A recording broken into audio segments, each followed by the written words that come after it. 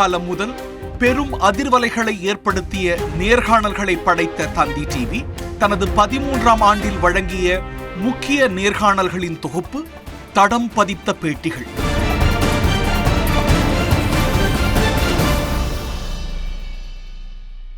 He was your guru. Vajpayee உங்க குரு. ஆனா அவர் மோடி ராஜதர்மத்தை கடைபிடிக்கணும்னு மோடிக்கு எதிராக நிலைப்பாடு எடுத்தப்போ கட்சியுடைய தேசிய தலைவரா அது உங்களுக்கு ரொம்ப challenging சிச்சுவேஷனா இருந்திருக்கும்ல. Wade through those challenges. There were two occasions and two challenges that has come to me. One is after the Gujarat riots. அந்த சமயத்துல வாஜ்பாய் மணாலியில தங்கியிருந்தார். குஜராத் கலவரத்துல முதல்வர் மோடி ராஜதர்மத்தை கடைபிடிக்க வேண்டாமான்னு உங்களை போன்ற பத்திரிகையாளர்கள் தான் அவரை ப்ரொவோக் செஞ்சாங்க. அதுக்கு ஆமா ராஜதர்மத்தை கடைப்பிடிக்கணும்னு வாஜ்பாய் சொல்லிட்டாரு. அவர் சொன்னதோட பொருள் மோடி பொறுப்பேற்று பதவி விலகணும்னு.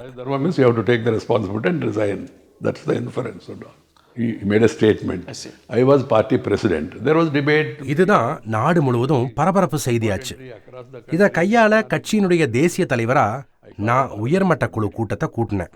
அத்வானி, சுஷ்மா ஸ்வராஜ், அருண் ஜேட்லி, ராஜ்நாத் சிங்னு எல்லாரும் கூடி மோடி ராஜினாமா செய்ய தேவையில்லைன்னு முடிவெடுத்தோம். வாஜ்பாய் இதை ஏத்துக்கலையோ? சொல்றேன். அப்போ சுஷ்மா ஸ்வராஜ் நீங்க எதுக்கும் மணாலிக்கு போய் வாஜ்பாய்கிட்ட பேசிட்டு வாங்கன்னு சொன்னாங்க. அதுக்கு நாடே இதை கவனிச்சுட்டு இருக்கும்போது முதல்வர் மோடி ராஜினாமா செய்ய முடிவெடுத்தால் குற்றம் நடந்திருக்கிறதுன்னு நாமே ஒத்துக்கிட்டதா ஆயிரும் அப்படின்னு சொன்னேன். இது ஒரு கொள்கை பிரச்சனையும் கூட. That means you are accepting the guilt. This is an ideological issue. And by going by what has happened exactly, கட்சியோட தலைவரா தொண்டர்களுடைய மனநிலையை பிரதிபலிக்க வேண்டிய கடமை எனக்கு இருந்துச்சு. பார்ட்டி பேசிக்கலி then RSSம் மோடி தொடரணும்னு நிலைப்பாட்டை எடுத்தாங்க. வெளிப்படையாவே சொல்றேன், என்னுடைய இந்த முடிவில் வாஜ்பாய்க்கு ரொம்பவே வருத்தம் தான். அத்வானியும் ஜஸ்வந்த் சிங்கும் அவரை போய் பார்த்தப்ப ஒரு பிரதமரோட கருத்துக்கு கட்சியில இவ்வளவுதான் மதிப்பு இருக்கான்னு ஆதங்கப்பட்டாங்க. அதுக்கு அவங்க இல்ல சார், நாங்கெல்லாம் கூடி பேசணும், கட்சி தலைவர் இந்த முடிவுக்கு வந்திருக்காருன்னு விளக்கம் கொடுத்தாங்க. கட்சியின் உயர்மட்ட குழு கூட்டத்தை மீண்டும் கூட்டுறதா நான் சொன்னேன். கூட்டம் நடந்தப்ப இந்த விவகாரத்தை வாக்கெடுப்புக்கு கொடுத்தோம். மொத்தமுள்ள 9 உயர்மட்ட குழு உறுப்பினர்கள்ல 8 பேர் Modi தொடரணும்னு வாக்களிச்சாங்க. 9 members, 8 members said Narendra Modi should continue. எதிர்த்து வாக்களிச்சவர் வாஜ்பாய். ஆமா, வாஜ்பாய் ஜி தான். வாக்கெடுப்புக்கு பிறகு என்னை பார்த்து கட்சி தலைவரா இதுல உங்க முடிவு என்னன்னு வாஜ்பாய் என்கிட்ட கேட்டாரு. மோடி ராஜினாமா செய்ய மாட்டார், அவர் தொடர்வார் என்பதுதான் தலைவரா என் முடிவுன்னு நான் சொன்னேன். 2 பக்கமும் பார்த்துட்டு அவர் சொன்னாரு, நாட்டாம சொல்லிட்டாருப்பா, பஞ்சாயத்து முடிஞ்சு போச்சுன்னு நகைச்சுவையா சொன்னாரு. யார் என்ன சொன்னாலும் நாட்டாம சொல்வதுதான் இறுதி தீர்ப்புன்னு கிராமத்துல சொல்லுவோம் இல்லையா, அது போல சொன்னாரு. என்னோட அந்த பதற்றத்தை இப்படி நகைச்சுவையா தனித்தார். அவ்வளோ பெரிய மனிதர் அவர். You're an elder statesman. Let me list some. சில பிரமுகர்களுடைய பெயர்களை பட்டியலிடுறேன். அவங்கள பத்தின உங்களுக்கு இருக்கக்கூடிய எண்ணம் இல்ல அவங்களுக்கான உங்களுடைய மெசேஜை சொல்லுங்க. திரு ரஜினிகாந்த். அவர் என்னோட சிறந்த நண்பர், மாமனிதர். அவரை நான் எப்போதும் பார்த்து வியப்பதுண்டு. அவரது அரசியல் வருகை பற்றி விவாதம் இருந்த சமயம் அது. நான் குருமூர்த்தியை தொலைபேசியில கூப்பிட்டு ரஜினிய அரசியலுக்கு வர வேண்டான்னு அட்வைஸ் செய்ய சொன்னேன். என்னுடைய கருத்துக்களை நான் அவர்கிட்ட சொல்லிட்டேன். நீங்களே நேரடியா ரஜினியிடம் பேசுங்கன்னு குருமூர்த்தியும் சொன்னாரு. நான் உடனே ரஜினிக்கு கூப்பிட்டேன். அரசியல் சூழலை விளக்கி நீங்க அரசியலுக்கு வர வேண்டான்னு சொன்னேன். ஏன் அப்படி சொன்னீங்க? ரஜினி வெள்ளந்தியான தூய்மையான எளிய மனிதர். அரசியல்ல நிலவும் சூழ்ச்சிகளை சூட்சமங்களை அவர் கையாளுறது ரொம்ப கஷ்டம். மேலும் இன்னொரு முக்கியமான ஒரு காரணம் நேரமும் சூழலும். எம்ஜிஆரை போல ஏழைகளோட தலைவரா அவரை ஏத்துக்கிட்டாங்க. இது போல குணாதிசயங்கள் ரஜினி கிட்ட இருந்தாலும் வயசும் உடல்நிலையும் அவருக்கு சாதகமா இல்லை. அவரோட உடல்நிலையை பத்தி எனக்கு நல்லா தெரியும். அரசியலுக்காக ஹெல்த் ரிஸ்க் எடுக்கக்கூடாதுன்னு ஆலோசனை சொன்னேன். இன்னொன்னு, அரசியல்ல வெற்றிடம் இருக்கணும். இதை நல்லா புரிஞ்சுக்கோங்க. திமுகவும் அதிமுகவும் 2 வலிமையான சக்திகள். இன்னொரு சக்தி பரிமளிக்க அப்போ இடம் இல்லை. I don't think then third party can win election. Jayalalithaa Karunanidhi மறைந்த சூழல்ல ஒரு ஓப்பனிங், ஒரு ஸ்பேஸ் உருவாகிடலையா? ஓப்பனிங் இருந்தது, ஆனா ஜெயிக்க முடியுங்கிற அளவுக்கு இருக்கணும்ல. Time, as I told you, so உங்க அட்வைஸை தான் கேட்டார் அவர். ஆமா, இன்னொரு கூட்டத்துல வெங்கையா நாயுடு துணை குடியரசுத் தலைவர் ஆனதுல எனக்கு வருத்தம். அவர் அரசியல்ல தொடர்ந்து இருக்க வேண்டும்னு பேசினாரு. Chennai, yes, I remember. During your book release, I Music guess. Academy function. வணக்கம் சார். வணக்கம். ரொம்ப மகிழ்ச்சி உங்களை சந்திச்சதுல. ரொம்ப சிம்பனி முடிச்சுட்டு இவ்வளோ பெரிய சாதனையை செய்துட்டு வந்திருக்கிறீங்க, எங்க எல்லாருக்கும் பெருமை சேர்த்திருக்கிறீங்க, இந்தியாவுக்கு ரொம்ப நன்றி. நன்றி. பெருமையாக மாறி இருக்கு. நான் நினச்சி அதை செய்யலை, ஏதோ பண்ணினேன். அது வந்து நாட்டுக்கே ஒரு பெருமை தரக்கூடிய விஷயமா இருந்திருக்குது. உங்களுக்கு மட்டும் இல்லை, இப்போ நாங்கள் எல்லாரும் சொல்லிக்கலாம். இப்போ இந்தியாவிலே ஒருத்தர் எங்க ஊர்ல தான் செஞ்சிருக்காரு அப்படின்னு நாங்கள் சொல்லிக்கலாம். கண்டிப்பாக. ஸோ எங்களுக்கு எங்க சார்பில் நன்றி செஞ்சிருக்காரு. இந்த ரெக்கார்டிங் அந்த செய்யும்போது அந்த மார்ச் 8ஆம் தேதி அந்த ஃபர்ஸ்ட் பர்ஃபார்மன்ஸோடைய அனுபவம் எப்படி இருந்தது? அது அன்பிலீவபிள் இல்லையா? வெறும் பேப்பர்லேயே பார்த்துக்கிட்டு இருந்த மியூசிக், எக்ஸாக்ட்லி பேப்பர்லேயே பார்த்துக்கிட்டு இருந்த மியூசிக் எப்படி சவுண்ட் பண்ணணும் தெரியும். ரூல்ஸ் ரெகுலேஷன்ஸ் அது இதெல்லாம் ஃபாலோ பண்ணி கரெக்டாக எழுதின இது. ஒவ்வொரு போர்ஷன் எழுதுகிறப்பவும் அதில் அந்த துறையில் ரொம்ப திறமை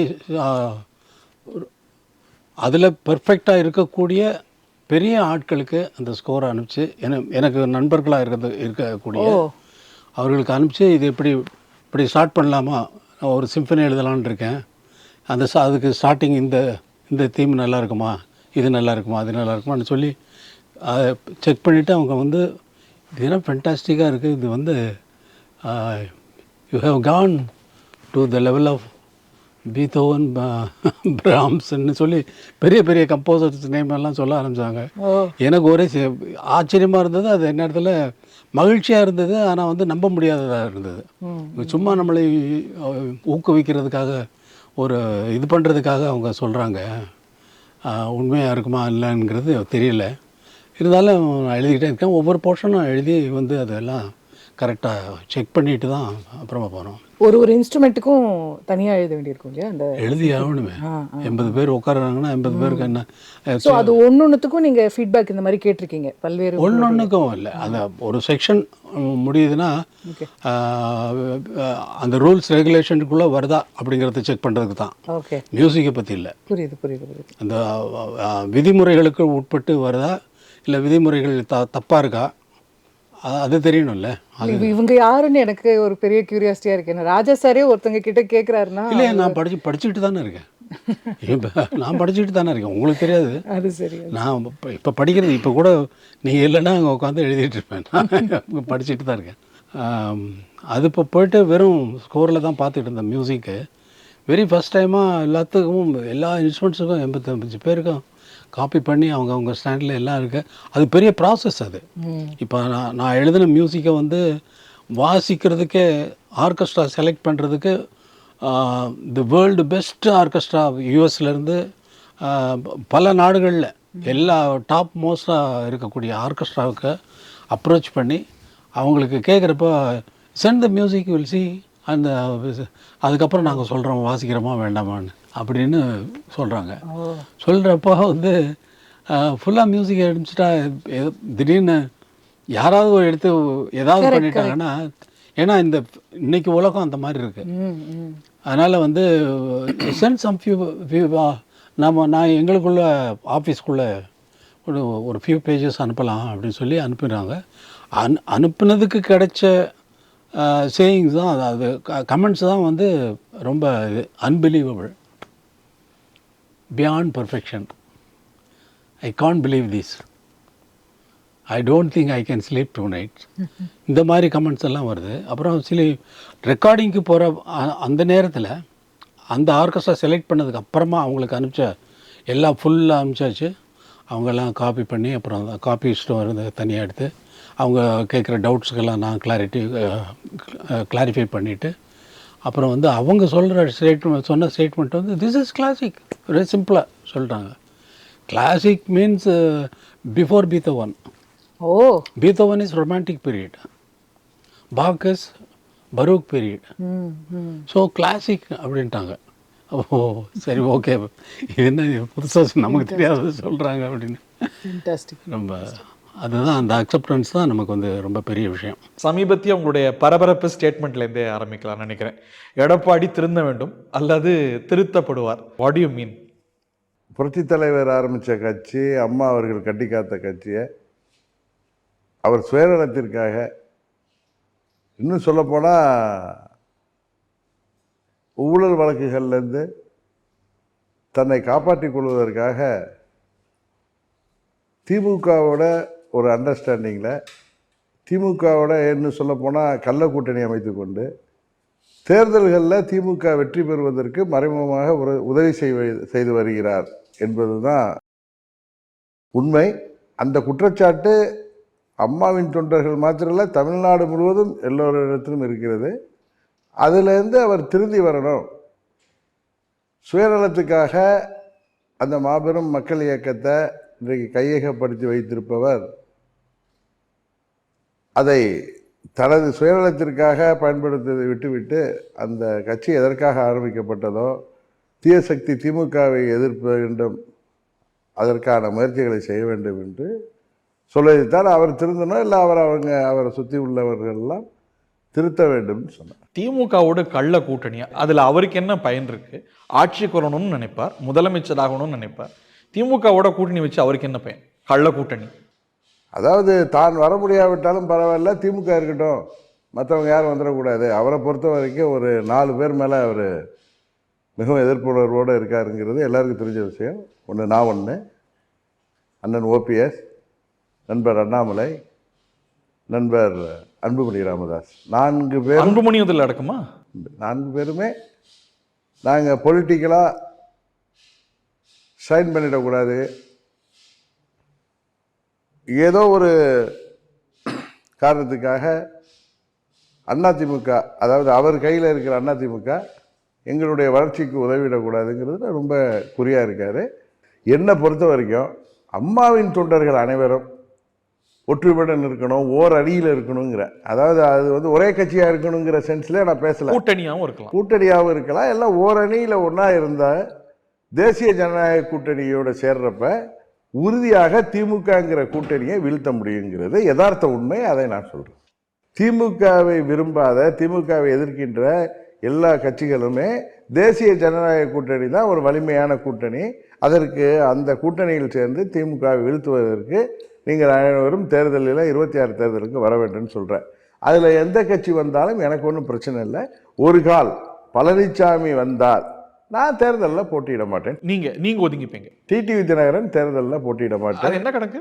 வேணாம் அப்படின்ட்டு தான். ஏன்னா என்னை கேட்டால் அங்கே பழனிசாமி நான் இருக்கிற இடத்துல அவருக்கு அவர் என்ன மனநிலை இருப்பார்னு தெரியும். அதனால் நான் தேர்தலில் போட்டியில்லை. நான் அவர் அசம்பிளிக்கு போனார்னா நானும் போக விரும்பலன்னு சொல்கிறேன். டிடிவி தினகரன் போட்டியிடாம விலக தயாரா இல்ல அமமுகவே போட்டியிடும்?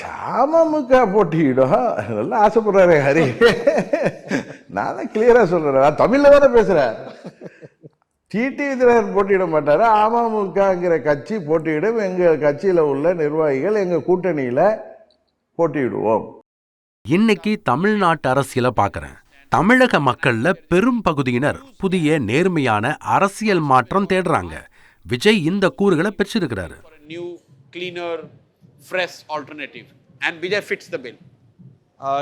ஒரு 10-12% இல்ல அதிகமா கூட இருக்கலாம். ஆனா தேர்தல்ல வெற்றி பெற அளவுக்கு இருக்குமா? தமிழகத்தோட முடிவுகளும் சரி, பீகாரோட முடிவுகளும் சரி, எல்லாருக்கும் பெரிய ஆச்சரியத்தை தரும் பாருங்க.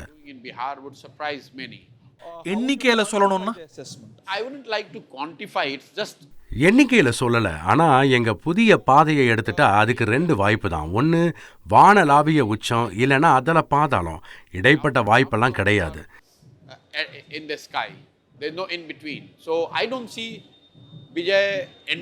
விஜய் 8-10-12% வாங்க வாய்ப்பு இல்லை. எங்க ஜன்சுராஜ் கட்சியும் 8-10% வாங்காது.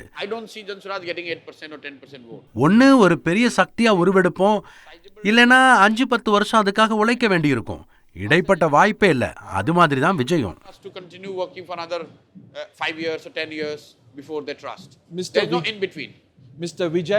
விஜயும் அதிமுகவும் பரஸ்பரம் விமர்சிச்சுக்கிறதே இல்லை.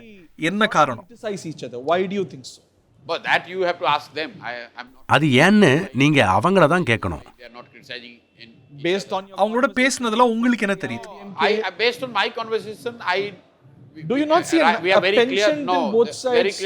நான் பேசினதோட அடிப்படையில வச்சு சொல்றேன், விஜய் தனிச்சு நிக்கவே விரும்புறான்னு தெரியுது. தனிச்சா? ஆமா, அது மாறும்னு எனக்கு தோணல.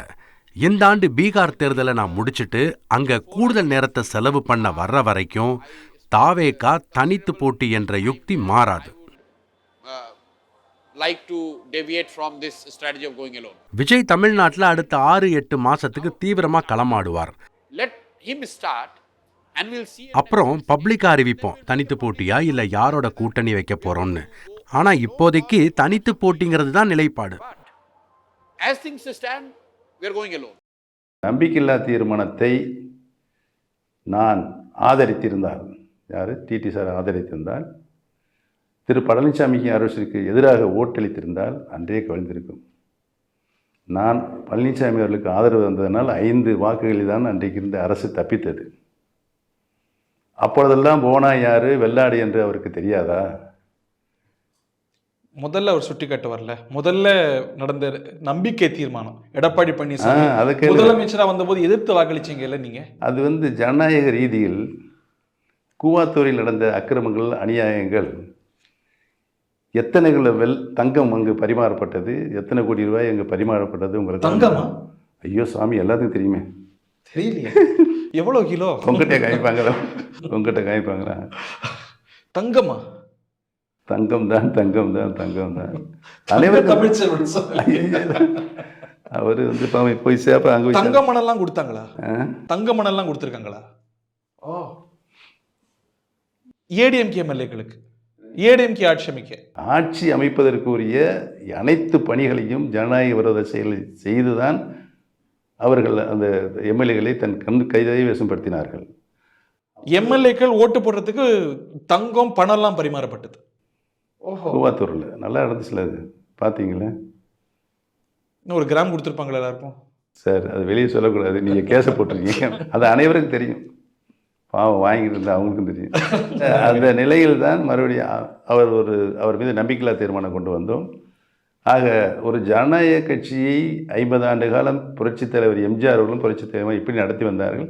இதை இப்படி ஒரு இக்கட்டான ஒரு சூழ்நிலையில் ஒரு தவறான வழிகாட்டுதலுக்கு இயக்கத்தை கொண்டு போய் சென்று கொண்டிருக்கிறாரே பழனிசாமி தான், அதற்கு நாங்கள் எதிர்ப்பு தெரிவித்தோம். நீங்கள் தான் ஒருங்கிணையன்னு சொல்கிறீங்க. 2 கை தட்டினாதான் ஓசை வரும். நீங்கள் மட்டும் ஒருங்கிணையணும்னு ஆசைப்பட்டா போதுமா? அனைவரும் அதாவது அனைத்து இந்திய அண்ணா திராவிட முன்னேற்ற கழகத்தில் இருக்கின்ற அனைத்து தொண்டர்களும் இணைய வேண்டும் என்ற கருத்து தான் இன்றைக்கு வலுவாக தமிழக தொண்டர்களும் பேசப்படுகிறது. எல்லா தொண்டர்களும் ஒருங்கிணைன்னு விரும்புகிறாங்கன்னு சொல்கிறீங்க. ஆனால் அதுக்கு செயல் வடிவம் நிர்வாகிகள், தலைவர்கள் முன்னெடுத்தா தான் அடுத்த கட்டத்துக்கு போகும். அங்கே தலைவர்களும் விரும்புகிறாங்களா? அந்த பக்கம் 6 தலைவர்கள் அவரிடம் சென்று பேசியதாக அத்தனை பத்திரிகைகளும் அத்தனை தொலைக்காட்சிகளிலும் அத்தனை செய்தி சேகரிப்பவர்களும் வந்தது. பச்சை போயிட்டாரு. மனச்சாட்சி அந்த 6 பேர் இருக்காங்கல்ல, அவங்க அவருடைய மனதின் குரலை, மனச்சாட்சியின் குரலை மற்றவர்களும் பகிர்ந்து கொண்டு இருக்கிறார். வணக்கம்மா. வணக்கம். முதற்கண் 50th anniversary வெட்டிங் anniversary வாழ்த்துக்கள். நன்றிங்க. அரை நூற்றாண்டு அப்படிங்கிறது ஒரு பெரிய காலம். திரும்பி பார்க்கும்போது என்ன உணர்வு ஏற்படுது? திரும்பி பார்க்கும்போது 50 வருஷம் போயிடுச்சா, இப்போதான் நடந்த மாதிரி எனக்கு இருக்கு உணர்வு. கொஞ்சம் ரீவைண்ட் பண்ணுவோமே, எப்படி போனீங்க முதலமைச்சர் வீட்டு குடும்பத்துக்கு மருமகளா?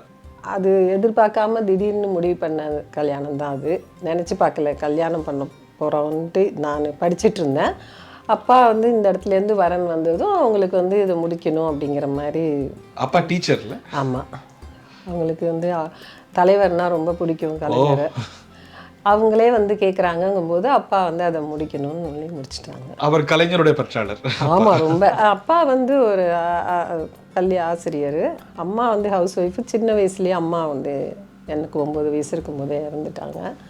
என்னோட பிறந்தவங்க தங்கச்சி 1, அடுத்தது தம்பி, இன்னொரு சித்தி கல்யாணம் ஆகி வந்ததும் அவங்களுக்கு ஒரு பொண்ணு, தங்கச்சி.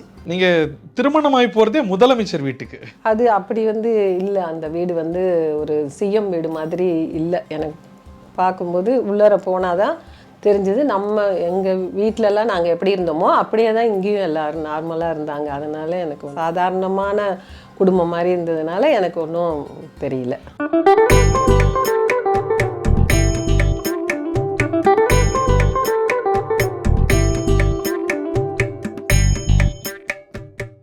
இந்த மிசா சவால் கல்யாணம் ஆகி ரொம்ப சீக்கிரமாகவே வந்துடுது இல்லை? எவ்வளோ 5 months கழிச்சு. அந்த நாள் நினைவுக்கு இருக்கா உங்களுக்கு? நல்லா நினைவு இருக்கு. எமர்ஜென்சி டிக்ளேர் பண்ண உடனே அரெஸ்ட் பண்ணணும்னு சொல்லி வந்தது முதல்ல எனக்கு தெரியாது. நைட்டுக்கு அப்புறம் தான் கொஞ்சம் கொஞ்சமாக சொன்னாங்க. அரெஸ்ட் பண்ண வர்றதெல்லாம் தெரியாது எனக்கு. ஏதோ நடந்துடுச்சு, ஆட்சி கழிச்சிட்டாங்க, அவ்வளோதான் தெரியும். அடுத்த நாள் தான் காலையிலேருந்து கொஞ்சம் வந்து இந்த மாதிரி சொல்ல ஆரம்பித்தாங்க, அரெஸ்ட் பண்ண போகிறாங்க அரெஸ்ட் அப்படின்னு. இவர் அரெஸ்ட் பண்ண போகிறாங்கன்னு சொல்லிட்டாங்க. மத்தியானத்துலேருந்து தெரிஞ்சிருச்சு எங்களுக்கு.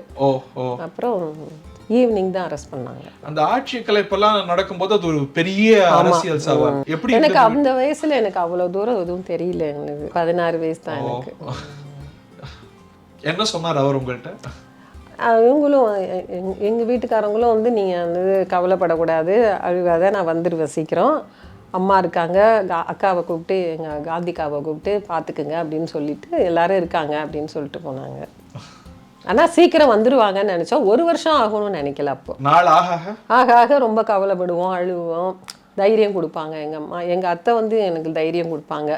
மாமா வந்து ஜெயிலில் இருக்கிறதெல்லாம் சொல்லி, நான் வந்து பாளையங்கோட்டையில் இருந்ததெல்லாம் சொல்லி, நான் ஐயோ எப்படி நீங்கள் 6 மாதம் இருந்தீங்க அப்படின்னு அவங்ககிட்ட கேட்போம்.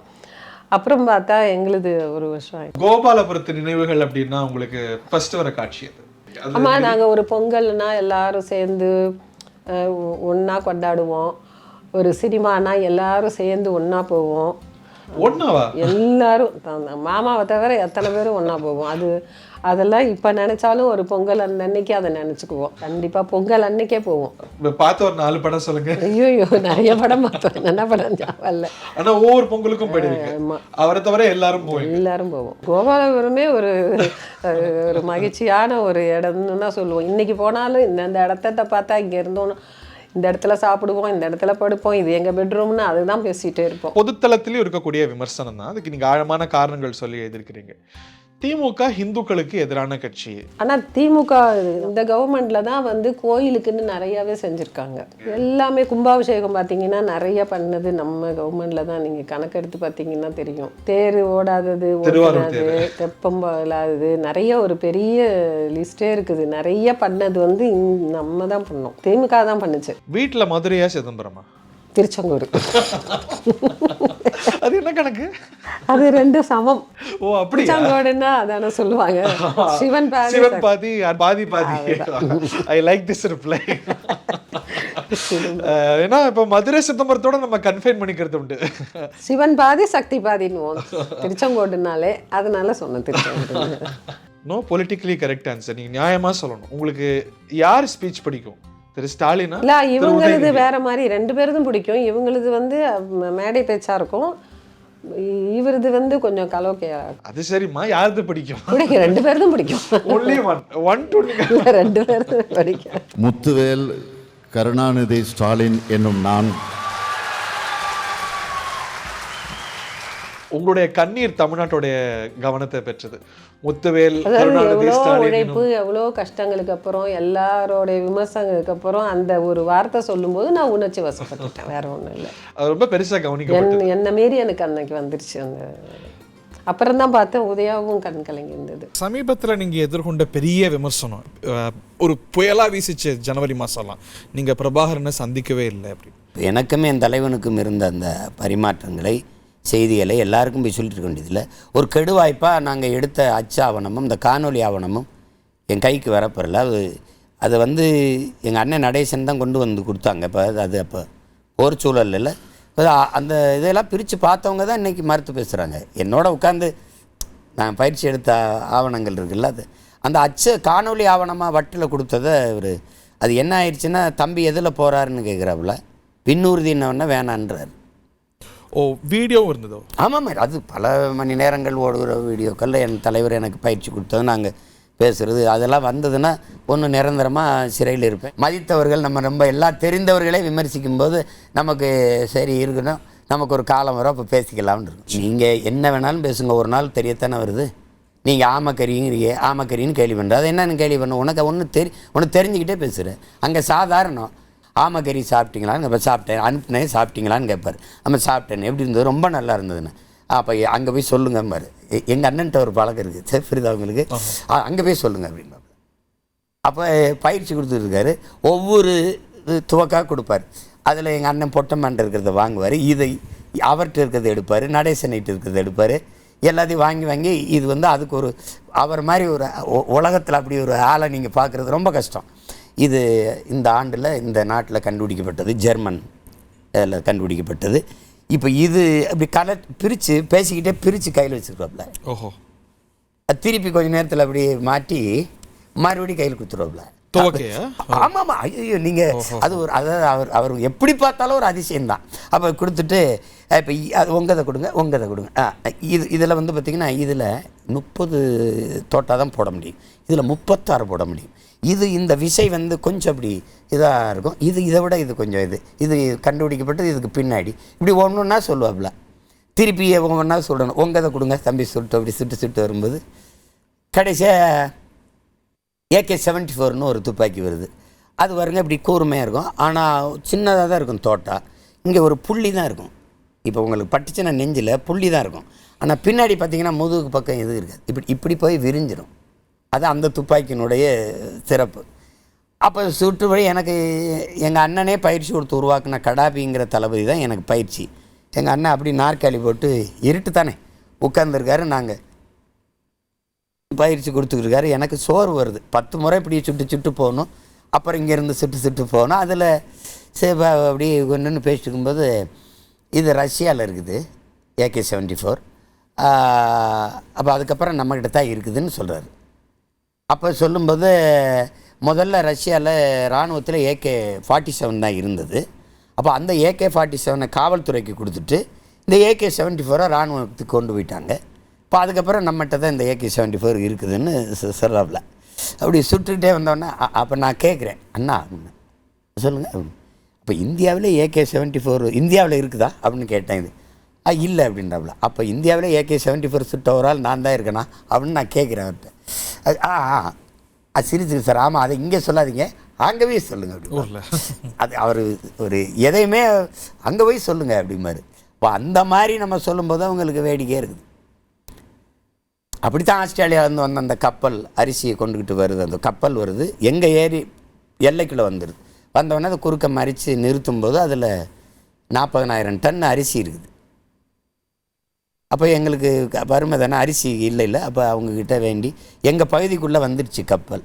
அப்போ அதை நீங்கள் விட்டுட்டு போங்கன்னு சொல்லிவிட்டு அவங்கள வேறு இதில் ஏற்றி உங்கள் நாட்டுக்கு போங்க, இந்த கப்பலை விட்டு போங்கன்னு அதை பிடிச்சி வச்சு அந்த அரிசியை எடுத்து எங்கள் மக்களுக்கு விநியோகம் பண்ணிக்கிட்டு இருந்தார் தலைவர். அப்போ அந்த கப்பல் அப்படி நிற்கிது, இப்படி குறுக்கால கொஞ்சம் இத்திருச்சு, ரொம்ப நாளாக நீரில் நின்று வந்தேன். இப்போ கடல் பகுதியில் எனக்கு சுட்டு பயிற்சி கொடுக்கும்போது எங்கள் அண்ணன் சூசைன்னு தான் நிற்கிறாரு, அப்படி நிற்கிறாரு. சுடும்போது எனக்கு இப்படி நீளம் இப்படி குறுக்கு வாட்டில் கிடக்கிறதுல துப்பாக்கி கொடுத்து சுடு, இந்த கப்பலை எந்த பக்கம் போய் எப்படி சுட்டாலும் போய் படும்னார், ஏன்னா நீளமாக இருக்கிறனால. அப்போ தான் அந்த கப்பலுடைய கதையை எனக்கு சொல்கிறாங்க. இப்போ நம்மளை கேள்வி பண்ணும்போது அரிசி கப்பல், ஆமைக்கறி, உனக்கு தெரிஞ்சதுன்னு சொல்கிறது, தெரியலன்னா சொல்லணும். இதையெல்லாம் நம்ம தம்பி அறியாமையில் இருக்கிறவங்களுக்கு நீங்கள் போதிக்கலாம், பொறாமையில் இருக்கிறவனுக்கு ஒன்றும் பண்ண முடியாது. அச்சமில்லை அச்சமில்லை அச்சமென்பதில்லையே, இச்சகத்து உள்ளுரெல்லாம் எதிர்த்து நின்று போதினும் அச்சமில்லை அச்சமில்லை அச்சமென்பதில்லையே. அந்த ஃபவுண்டேஷன் டே ஸ்பீச்சில் தமிழில் பேச ஆரம்பிக்கிறீங்க, பாரதியார் கவிதையோட ஆரம்பிக்கிறீங்க, அங்கங்கே நிறைய தமிழ் வருது. Very surprising. எதனால? It's a part and parcel of my thinking, a part and parcel of my upbringing. When you're growing up, when you're a teenager, எல்லாருக்கும் ஒரு பயம் இருக்கும் லைஃப் பார்த்து. அந்த டைமில் we keep on searching. ஒருத்தர் ஒரு தைரியம் கொடுத்த any sentence is there, we'll search for it. I think that's what made me, I think, got hooked to அச்சமில்லை. தமிழ்நாட்டு அரசியல்லையும் நீங்கள் அடிக்கடி பேசப்படுவீங்க தெரியுமா? Because of a new entrant. திரு விஜயோடைய பொலிட்டிக்கல் என்ட்ரியும் உங்களுடைய ட்ராஜெக்டரியும் நிறைய பேர் ரொம்ப இயல்பாகவே கம்பேர் பண்ணுவாங்க. Do you notice that? I keep hearing because I have a lot of respect. In fact, I used to go, நான் சொன்னால உங்களுக்கு நான் குமரன் காலனி நான் போயிட்டே இருப்பேன் வாக்கிங்கில் ஃப்ரம் டி நகர். பொருள் டி நகர் தாண்டி I used to cross the bridge cross பண்ணி நான் குமரன் காலனி போயிட்டே இருப்பேன். So only first time I had something around the Vadapalli police station கிட்ட பார்த்தேன் first time விஜய் சாரோட poster. So he was quite though he was young, but he அவர் ரொம்ப earlier நடிச்சிட்டாங்க. So always I wished good for him. I think we did என்னோட படம் அவர் பண்ணிருக்காங்க, என்னோட படம் அவனோட படம் நான் பண்றேன். You have interactions with him, அவரோட associations? I met Vijay sir only once. Only once, okay. Only once. And I remember, I think I was doing Tamaru. I think that was the time I met him. I have always respect and regards for him. உங்க பாலிடிக்ஸையும் அவரோட பாலிடிக்ஸையும் எங்க ஆந்திராலையும் சரி தமிழ்நாட்டிலையும் சரி people compare and contrast. How would you do that? See, for me, my biggest inspiration is from MGR and Annadurai. If you look at from, I took a lot of leaders, but because my formative years were in Tamil Nadu, I took one from MGR and from Annadurai. These are the two leaders which I understand like what made them to become what they are. Immense patience is needed, no shortcuts. It happened because without ஒரு நடிகரை இருந்துட்டு உடனே முதல் அமைச்சர் ஆக முடியாது. என்டிஆருக்கு நடக்கலையா? It is one of the rarest case it happened in 9 months. That's it. Always அதுதான் நான் சொல்லிட்டே இருப்பேன் every time. It happened only to Sri NTR, not to, even it won't happen to me. And it won't happen to anybody. Because those were the times were different. Leaders emerged during the product of the times. இப்போ எப்படி நீங்க சந்திரபாபு நாயுடுவும் நீங்களும் ஒரு coalition வச்சீங்களோ அதே மாதிரி அங்க பேசப்படுது. அங்க எப்படி நாங்க 2026 கோலிஷன்லாம் பத்தி பேசும்போது சந்திரபாபு நாயுடு பவன் ஃபார்முலால விஜயும் ஏடிஎம்கேவும் கூட்டணி வச்சா அது ஒரு பவர்ஃபுல் காம்போவா இருக்கும். இங்க சந்திரபாபு நாயுடு, இங்க பவன் கல்யாண், அங்க எடப்பாடி பழனிசாமி, விஜய் அப்படின்னு. Is that even workable in a position that he is in? It all depends on, see, it's not about based on calculation. Based on political calculation, it is based on to stabilize the state. That's how it started.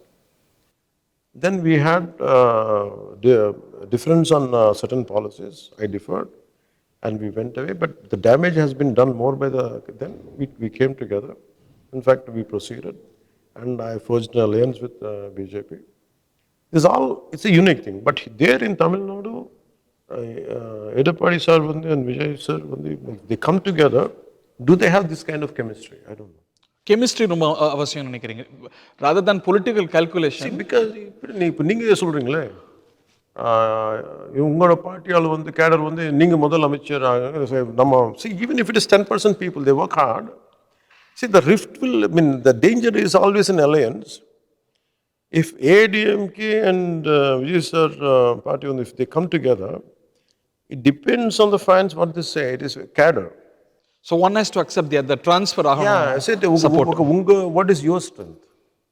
What are you going to bear? Table நீங்க என்ன எடுத்துன்னு வருவீங்க? Okay, the ADMK brings a lot of experience. ADMK brings a lot of thing. But at the same time, a lot of people will be there who doesn't want to let it happen. People doesn't want, okay, நீங்க work பண்ணுங்க, நான் எதுவுமே கொடுக்க மாட்டேன். Operation Sindoor என்ன சாதிச்சிருக்குன்னு நினைக்கிறீங்க? வணக்கம் sir. 1971க்கு பிறகு குறிப்பாக என்னுடைய தலைமுறை, நிறையா தலைமுறையினருக்கு ஒரு போர் பக்கத்தில் எட்டி பார்த்துருக்கோம். குறிப்பாக இது எப்படி வேணாலும் போயிருக்கலாம், எங்கே வேணாலும் போயிருக்கலாம்.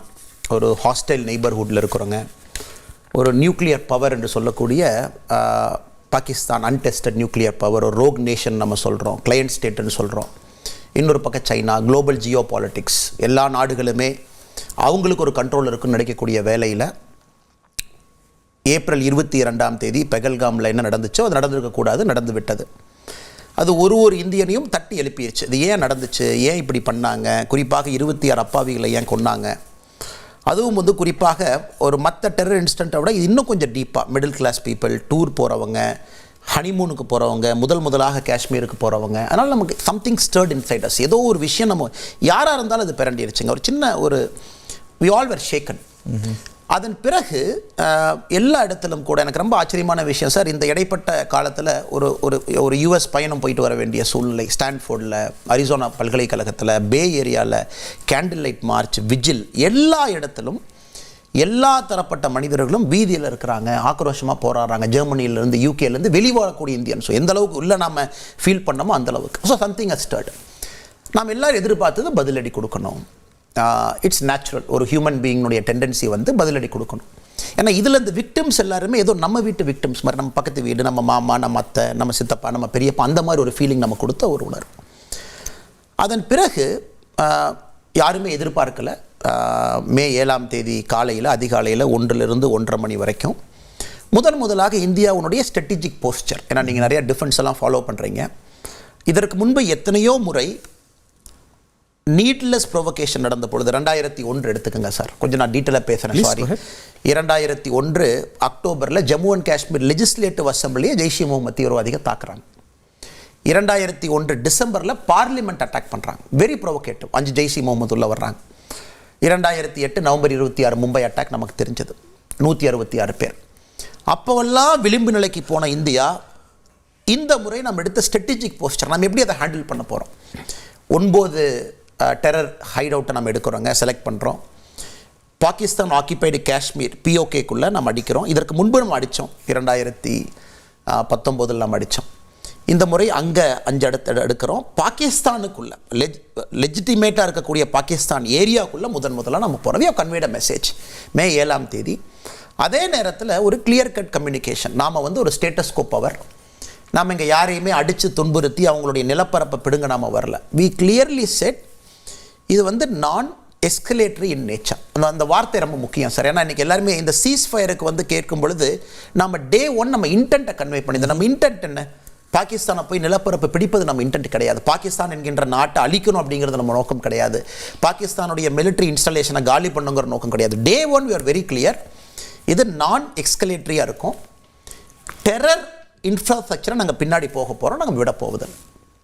மே 7ஆம் தேதி நம்ம அடித்த பிறகு எல்லோருக்குமே ஒரு பெரிய ஆச்சரியம், ஒரு டெசிசிவான ஒரு முடிவு நம்முடைய நாடு எடுத்திருக்காங்க. இதில் நம்ம எல்லா கட்சிகளையும் பாராட்டணும். எதிர்கட்சியிலிருந்து எல்லோருமே யுனானிமஸாக ஒன் லைனில் அரசோட நின்று ஒரே குரலாக இந்தியா காஷ்மீர்லேருந்து கன்னியாகுமரி வரைக்கும் பேசுகிறோம். Politics stops at the waters எட்ஜ்னு சொல்லுவாங்க. கரெக்ட்டுங்க, கரெக்ட். இதில் வந்து உண்மையாலுமே அரசியலை பொறுத்தவரை முதலாக இந்தியாவில் ரொம்ப நாளைக்கு அப்புறம் ஒரு ஆக்கப்பூர்வமான அரசியலை பார்க்குறேன்.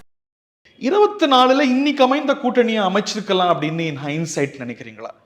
அமைந்திருந்தா முடிவுகள் வேற மாதிரி இருந்திருக்கும். அதாவது முடிந்த கதையை பேசி பிரயோஜனம் கிடையாது, அதனால எந்த பயனும் ஏற்பட போறதில்லை.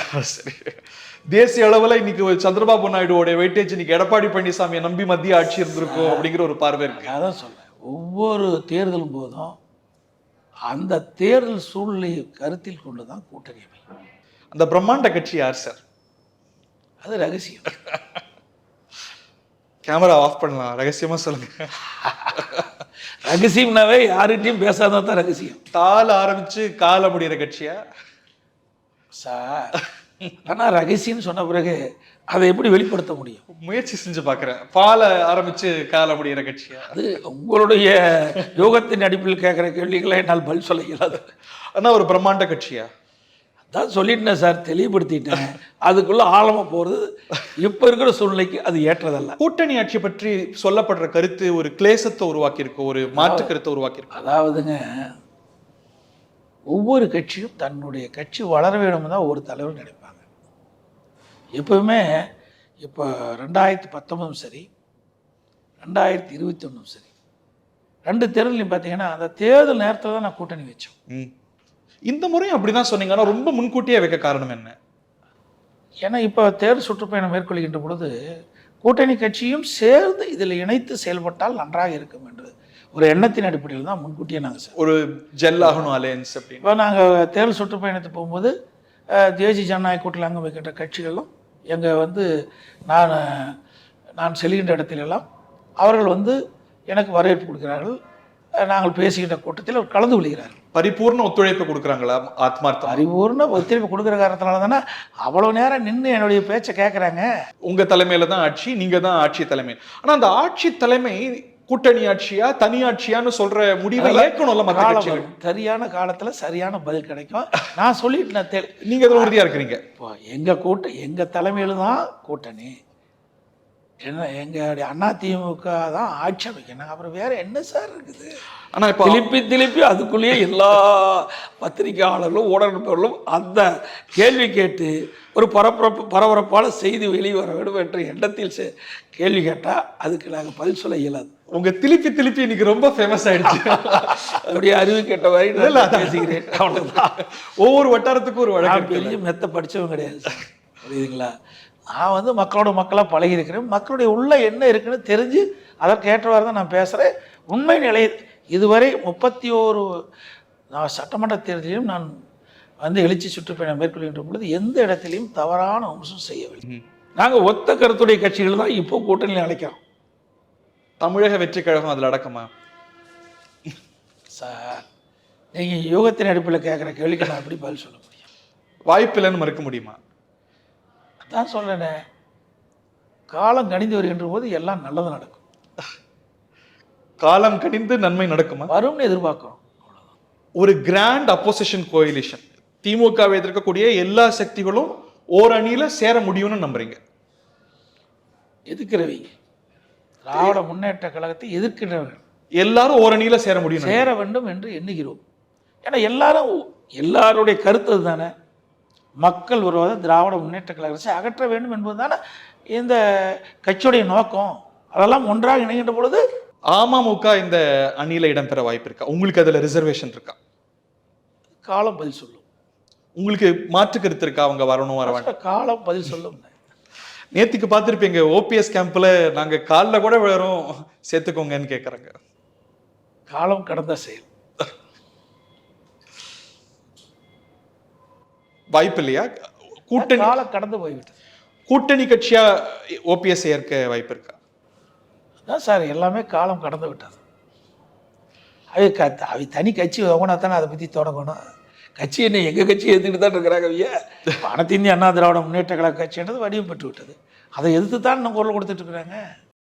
உங்க தரப்புடைய நிலைப்பாடு இன்னமும் கூட ரொம்ப சவாலானதாகவும் குழப்பமானதாகவும் மதிப்பிடப்படுது. ஆமா, என்டிஏல இருக்கிறீங்களா இல்லையா? என்னை பொறுத்தவரையில் என்டிஏ ஒரு ஆபத்தான கூட்டணிங்கிறது தான் என்னுடைய ஃபீலிங். நீங்கள் இன்னைக்கு அதாவது ஒரு பகுதி மக்களை மட்டும் மேலுக்கு கொண்டு வந்து இன்னொரு பகுதி மக்களையோ சிறுபான்மை மக்களுக்கோ எந்த வாய்ப்பும் தராமல் நடைபெறுகின்ற ஒரு அரசியல் தொடர்வது இந்த நாட்டுக்கு ஆபத்து. ஆக அந்த ஆபத்தை தடுக்க வேண்டுமானால், அதற்கு ஒரு பிரேக் போட வேண்டுமானால் அதனுடைய ஆதிக்கத்தை தமிழ்நாட்டில் தவிர்க்க வேண்டும். நீங்கள் இன்றைய இந்திய அரசியல் போகின்ற போக்கு எதிர்காலத்தில் மிகப்பெரிய தீமையை விளைவிக்குமோ என்கின்ற அச்சம் இருக்கிறது. ஆகையினாலே பாஜக கூட்டணி அல்லது பாஜகவோடு அதனுடைய ஆதிக்கத்தை தமிழ்நாட்டில் வளர்க்கக்கூடிய எந்த கூட்டணியும் தமிழ்நாட்டு மக்களுக்கு நன்மை பயக்காது. ரியல் பாலிட்டிக்கா பார்க்கும்போது ஓபிஎஸ்க்கு நன்மை பயிற்றிருக்கா இந்த கூட்டணி? இல்லை, இல்லையே. அவர் ஆனரபிளா நடத்தப்பட்டிருக்காருன்னு நினைக்கிறீங்களா இந்த அணியால? இல்லை, அது அவர் உணர்றாரா? அது அவர் தான் கேட்கணும். சில வருத்தத்தை வெளிப்படுத்தினார், அமித்ஷா இங்க வந்தால் பார்க்காதது வருத்தம் அப்படின்னு. பிரதமர் வரும்போதும் கூட என்ன பாருங்கன்னு குறிப்பா அவருடைய தொகுதி சம்பந்தப்பட்ட விஷயத்து கூட டைம் கேட்க வேண்டியிருக்கு, அதுவும் வெளிப்படையா எழுதி கேட்க வேண்டியிருக்கு. நான் அறிஞர் அண்ணா காலத்து அரசியல்வாதி. எனக்கு சுத்தமாகவே பிஜேபி பிடிக்காது. நான் இவரோடு இருக்கிறதுனால கொஞ்சம் அட்ஜஸ்ட் பண்ணிக்கிட்டு இருந்தேனே ஒழிய சுத்தமாகவே எனக்கு பிஜேபி அரசியலே பிடிக்காது. அந்த விதத்தில் தமிழ்நாட்டில் இன்றைக்கி பார்த்திங்கன்னா திமுக கூட்டணி அத்தகைய அரசியல் பிற்போக்கு அரசியல் கூடாது என்பதில் உறுதியாக இருக்கிறார்கள். அடுத்தது நடிகர் விஜய் அதில் தெளிவாக இருக்கார். ஸோ அரசியல் நிலைப்பாட்டை பொறுத்தவரையில் தமிழ்நாட்டில் இன்றைக்கி இந்த 2 அணி தான் சரியாக இருக்குது. ஓஹோ, இந்த பிஜேபி அணி அல்லது பழனிசாமி அணி தமிழ்நாட்டு நலனுக்கு எதிராக இருக்கிறது என்பது தான் என்னுடைய கருத்து. திரு ஓபிஎஸ் இன்னமும் பிஜேபி கூட்டணியில நீடிக்கணும் தான் விரும்புறாரு, அதுதான் அவருடைய விருப்பமா பென்ஷன்ட்டா இருக்கா? அது நான் சொல்ல முடியாது. அவர் பிஜேபியோட ஒரு பழகின அந்த சகவாச தோஷமாங்க அப்படி இருந்துகிட்டு இருக்காரு. ஆனால் அது முழுக்க நம்புறாரா இல்லையான்னு எனக்கு தெரியாது.